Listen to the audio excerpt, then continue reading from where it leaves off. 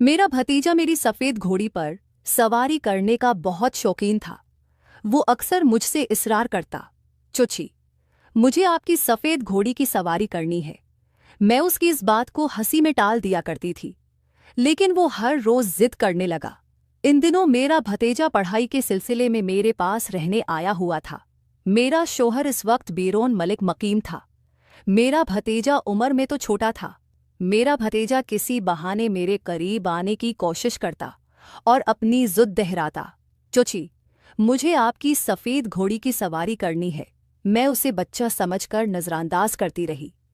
एक दिन जब बहुत तेज़ बारिश हो रही थी, मैं अपने शौहर को बहुत याद कर रही थी। उसी वक्त मेरा भतीजा मेरे कमरे में आया और ज़ुद करने लगा कि उसे आज ही घोड़ी की सवारी करनी है। मैंने उसकी बात मान ली और पूछा, बताओ मुझे क्या करना होगा। लेकिन उसने जो तरीका बताया वो सुनकर आप सब हैरान हो जाएंगे। उसने लाइट बंद करते ही पूरे जोश से ऐसी बात की कि एक गलत फहमी ने मेरे अच्छे खासे रिश्ते को तकरीबन तबाह कर दिया था।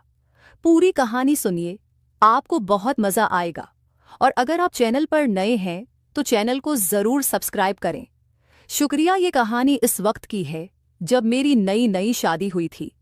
मैं एक गरीब घराने से ताल्लुक़ रखती थी, इसलिए मेरे वालिदैन ने कम उम्री में ही मेरी शादी कर दी। हर लड़की की तरह मेरे भी अपनी शादी को लेकर बहुत से ख्वाब थे, लेकिन वो शायद मेरी ज़िंदगी में पूरे ना हो सके, क्योंकि मेरा शौहर शादी की पहली रात के बाद ही मुझे छोड़कर बिरोनी मलिक चला गया। शादी बहुत जल्दी में हुई थी। मैंने सुना था कि मेरे शौहर के वालिदैन इस दुनिया में नहीं थे और उसकी एक छोटी बहन थी जिसकी शादी वो 1 साल पहले कर चुका था। मेरे वालिदैन को ये रिश्ता इसलिए पसंद आया क्योंकि लड़का अच्छा कमा लेता था और उनकी तरफ से लड़की वालों से कोई मुतालबा भी नहीं किया गया था। इसलिए खुशी खुशी मेरी शादी राजा से कर दी गई। जब मैं ससुराल पहुंची तो मेरा सादगी से इस्तकबाल किया गया। ससुराल में ज़्यादा लोग नहीं थे। जब मैं अपने शौहर के कमरे में दाखिल हुई तो उसने कमरे को फूलों से सजा रखा था। वो रात मेरे लिए बहुत मोहब्बत भरी थी। हर नई दुल्हन की तरह मैं भी अपने शौहर का बेसब्री से इंतज़ार कर रही थी।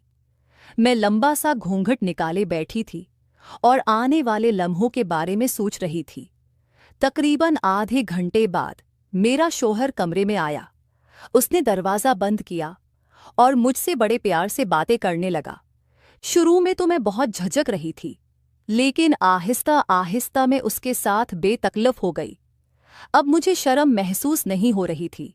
मेरे शौहर ने मेरा हाथ थामकर अपनी मोहब्बत का इजहार किया और उसके छूने से मेरे दिल की धड़कन तेज हो गई। फिर उसने लाइट बंद कर दी और मुझ पर अपना प्यार नछावर करने लगा। कई घंटों बाद उसने मुझे बताया कि वो कल सुबह कारोबार के सिलसिले में बेरोन मलिक जा रहा है। ये सुनकर मैं सकते में आ गई।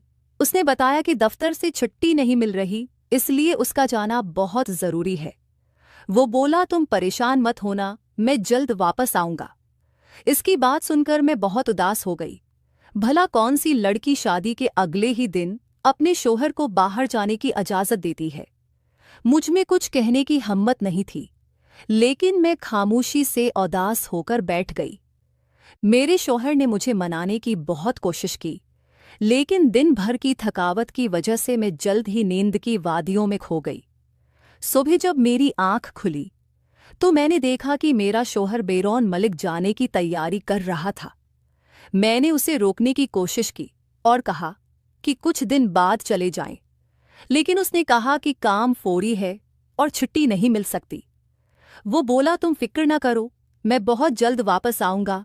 चूंकि मैं नई नवेली दुल्हन थी, इसलिए मैंने ज़्यादा बहस नहीं की और भारी दिल से उसे जाने की इजाज़त दे दी।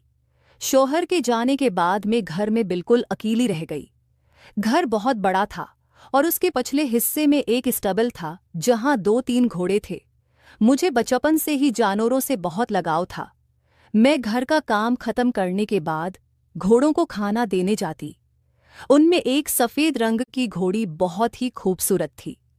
उसे देखकर मुझे उससे मोहब्बत हो गई। वो भी उस घर में मेरी तरह तन्हा थी।